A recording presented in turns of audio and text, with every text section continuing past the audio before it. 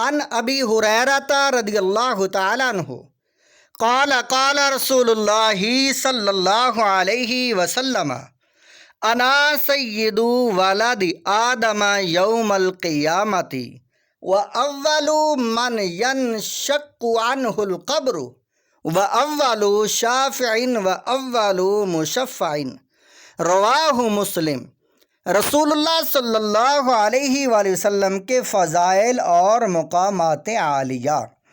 معارف الحدیث، حدیث نمبر 1972، فصل کتاب المناقب و فضائل۔ حضرت ابو ہریرہ رضی اللہ تعالیٰ عنہ سے روایت ہے، انہوں نے بیان کیا کہ رسول اللہ صلی اللہ علیہ وآلہ وسلم نے فرمایا، میں قیامت کے دن تمام اولاد آدم کا سید سردار ہوں گا،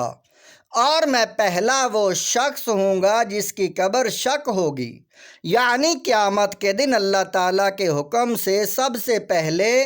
میری قبر شک ہوگی، اور میں سب سے پہلے اپنی قبر سے اٹھوں گا، اور میں شفاعت کرنے والا پہلا شخص ہوں گا، یعنی اللہ تعالیٰ کی طرف سے سب سے پہلے شفاعت کی اجازت مجھے ملے گی، اور سب سے پہلے میں ہی اس کی بارگاہ میں شفاعت کروں گا، اور میں ہی وہ شخص ہوں جس کی شفاعت سب سے پہلے قبول فرمائی جائے گی۔ صحیح مسلم۔ تشریح: اللہ تعالیٰ کی طرف سے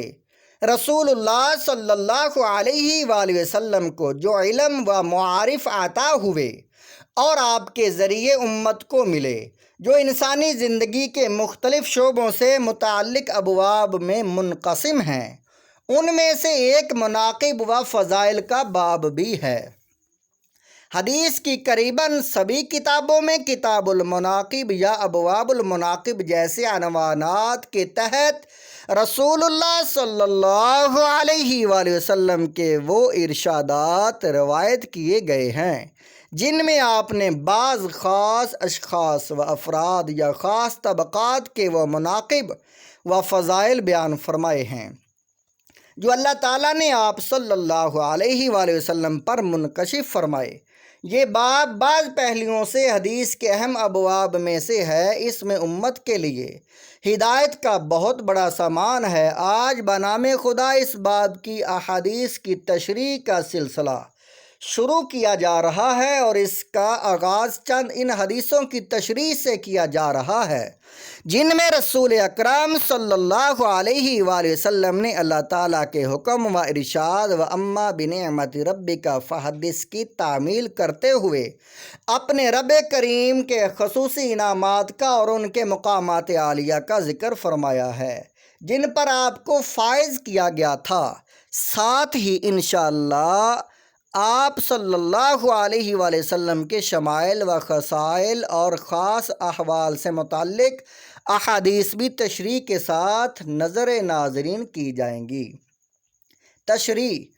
رسول اللہ صلی اللہ علیہ وسلم کے اس ارشاد کا مطلب یہ ہے کہ اللہ تعالیٰ نے مجھ پر ایک خاص انعام یہ بھی فرمایا ہے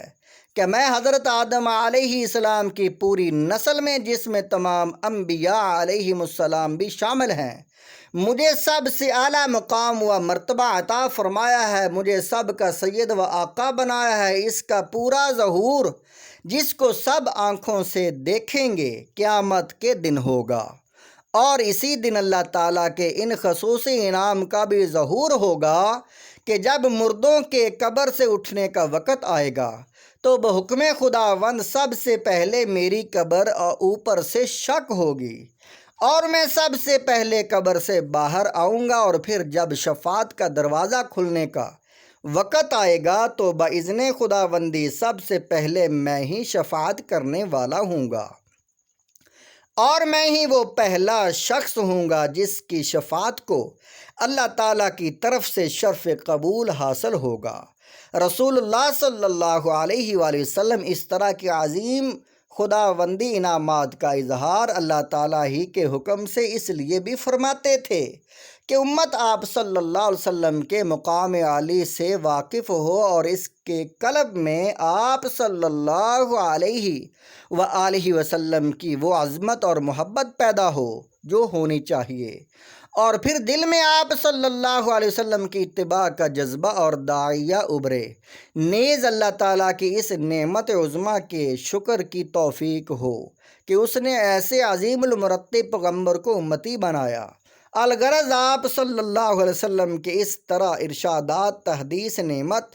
اور شکر نعمت کے علاوہ امت کی ہدایت و تربیت کے اسباب بھی ہیں۔ یہاں ایک یہ بات بھی قابل ذکر ہے کہ رسول اللہ صلی اللہ علیہ وسلم سے متعدد حدیثیں اس مضمون کی مروی ہیں کہ آپ صلی اللہ علیہ وسلم نے فرمایا کہ فلاں پیغمبر پر مجھے فضیلت نہ دی جائے۔ آپ کے اس طرح کے ارشادات کا مطلب جو شارحین نے لکھا ہے اور خود ان حدیثوں کے سیاق و سباق سے معلوم ہوتا ہے، یہ ہے کہ اللہ تعالیٰ کی کسی بھی پیغمبر کے ساتھ مقابلہ اور موازنہ کر کے ان کو کمتر ثابت کرنے کی بات نہ کی جائے۔ اس میں ان کی کثر شان اور سوء ادب کا اندیشہ ہے، ورنہ اللہ تعالیٰ نے اپنی کتاب پاک قرآن مجید میں فرمایا ہے کہ تلک الرسل فضلنا بعضهم علی بعض، یہ ہمارے رسول ہیں جن میں سے بعض کو ہم نے بعض پر فضیلت اور برتری دی ہے۔ اور قرآن مجید میں متعدد آیتیں ہیں جن سے رسول اللہ صلی اللہ علیہ وسلم تمام انبیاء و مرسلین سے افضل ہونا واضح طور پر ثابت ہوتا ہے۔ مثلاً وَمَا أَرْسَلْنَاكَ إِلَّا رَحْمَةً لِّلْعَالَمِينَ وَمَا أَرْسَلْنَاكَ إِلَّا كَافَةً لِّلنَّاسِ، ان آیتوں سے آپ کی فضیلت واضح ہے۔